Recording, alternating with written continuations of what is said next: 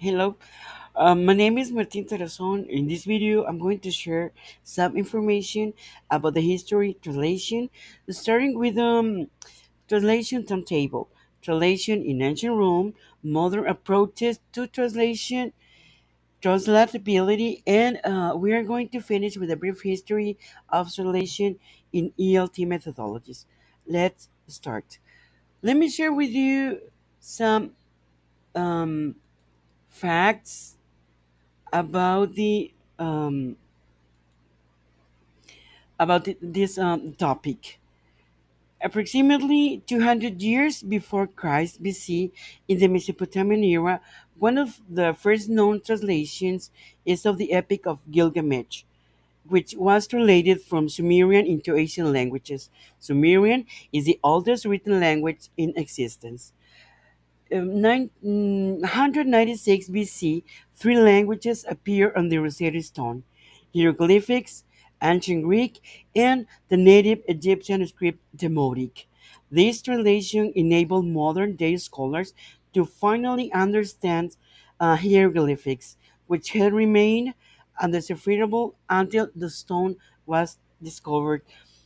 Late 300s, the theologian and historian Jerome, who is now known as Saint Jerome, the patron saint of translators, worked on translating the Bible into Latin from Hebrew and Greek for the first time.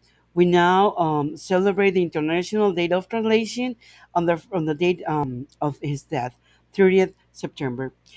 Nida places the beginning of translation with the production of the Septuagint, which seems to have been the first translation of the Hebrew Old Testament into Greek. Now, how was translation in ancient Rome? According to Barth, the Romans understood that translation entails transformation. The Roman term translatio stood not only literally for a carrying across of material from one country to another, but also for both linguistic translation and metaphorical transformation. For all that, Cicero is often seen as the father of translation theory. His and other Roman comments on translation are often divorced from the complicated environments that produce them. The first book length study in English of its kind, Roman Theories of Translation Surpassing the Source, explores translation as it occurred in Rome and presents a complete, culturally integrated discourse on its theories from 240 BC to the 2nd century CE.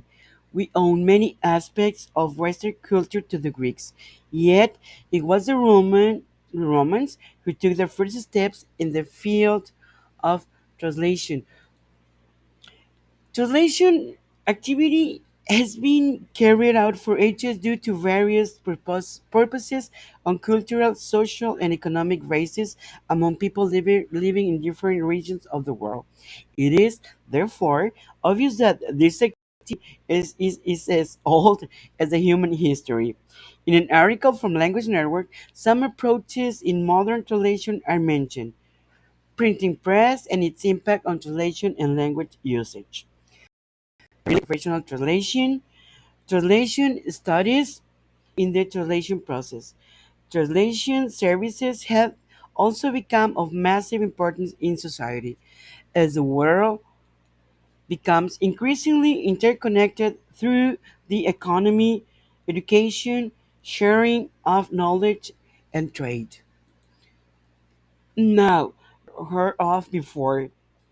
In words of Wing Yang, debates on translatability, quoting Steiner, translatability has two headings.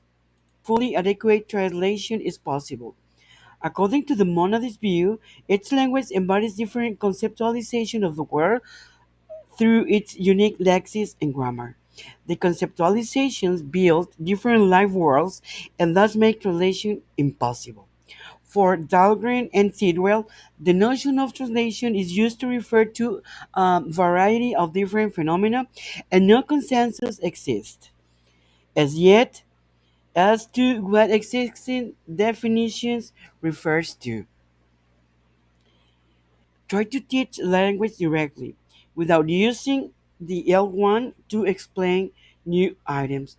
Subsequent humanistic methodologies such as the silent wait and total physical response and communicative approaches move even further away from the L1, and from this arise many of the objections to translation. As a way to conclude, in words of language network, seeing how far translation has come, we can gain an appreciation for the strenuous translation work done by the early translation in history. Thanks, thanks for watching.